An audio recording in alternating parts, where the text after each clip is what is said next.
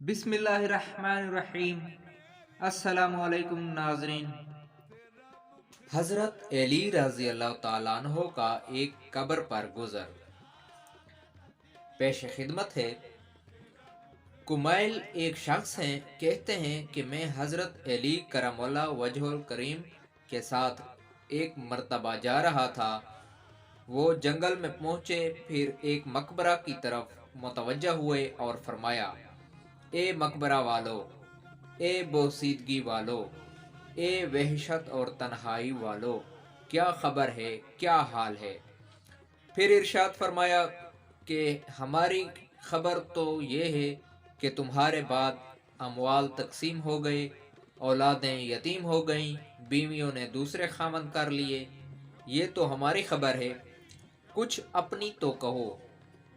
उसके बाद मेरी तरफ मुतवज्जा होकर फरमाया, कुमाइल, अगर लोगों को बोलने की इजाज़त होती और ये बोल सकते तो ये लोग जवाब में ये कहते कि बेहतरीन तोशा तकवा है।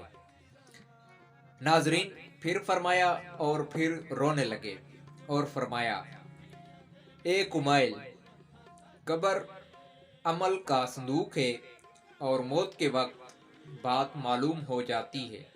यानी आदमी को जो कुछ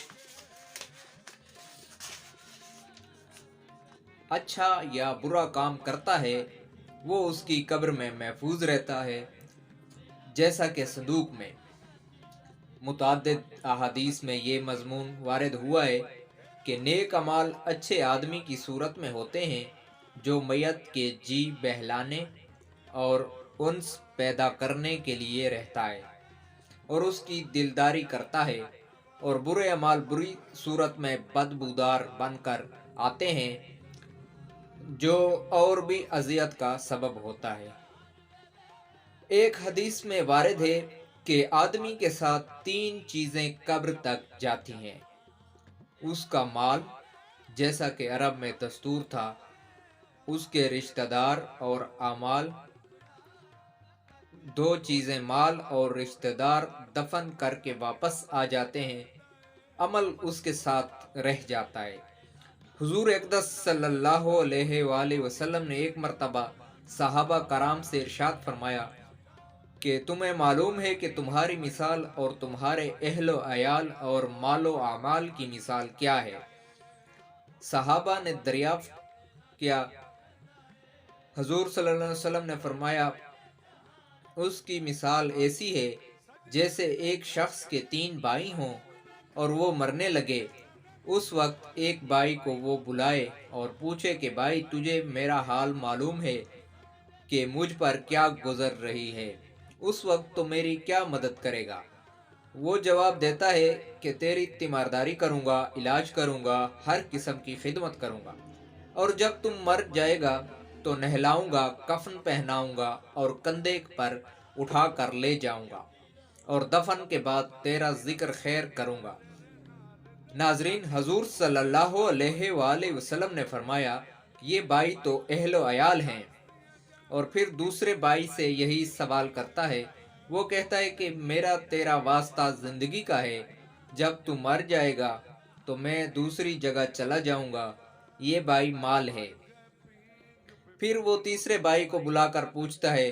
वो कहता है कि मैं कब्र में तेरा साथी हूँ, वहशत की जगह तेरा दिल बहलाने वाला हूँ।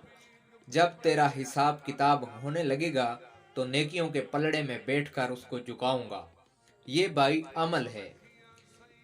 नाजरीन, हजूर सल्लल्लाहु अलैहि वसल्लम ने फरमाया, अब बतलाओ कौन सा भाई कारामद हुआ।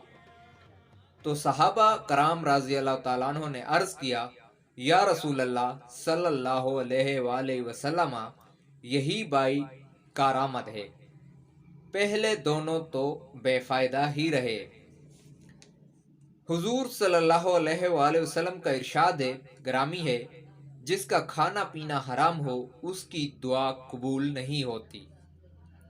नबी अकरम सल्लल्लाहु अलैहि वसल्लम का इरशाद है कि अल्लाह ताला शानो खुद पाक हैं और पाक माल ही कबूल फरमाते हैं। मुसलमानों को उसी चीज़ का हुक्म दिया जाता है जिसका अपने रसूलों को हुक्म फरमाया।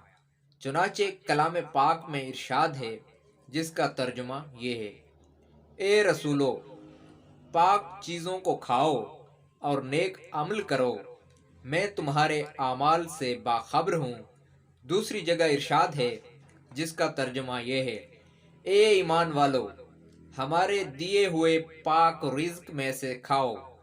اس کے بعد حضور صلی اللہ علیہ وآلہ وسلم نے ایک شخص کا ذکر فرمایا کہ لمبے لمبے سفر کرتا اور مسافر کی دعا قبول ہوتی ہے، اور اس کے ساتھ ہی بکھرے ہوئے بالوں والا، غبار آلود کپڑوں والا یعنی پریشان حال، دونوں ہاتھ آسمان کی طرف پھیلا کر کہتا ہے: اے اللہ، اے اللہ، اے اللہ، لیکن کھانا بھی اس کا حرام ہے، پینا بھی حرام ہے، لباس بھی حرام ہے، ہمیشہ حرام ہی کھایا، تو اس کی دعا کہاں قبول ہو سکتی ہے؟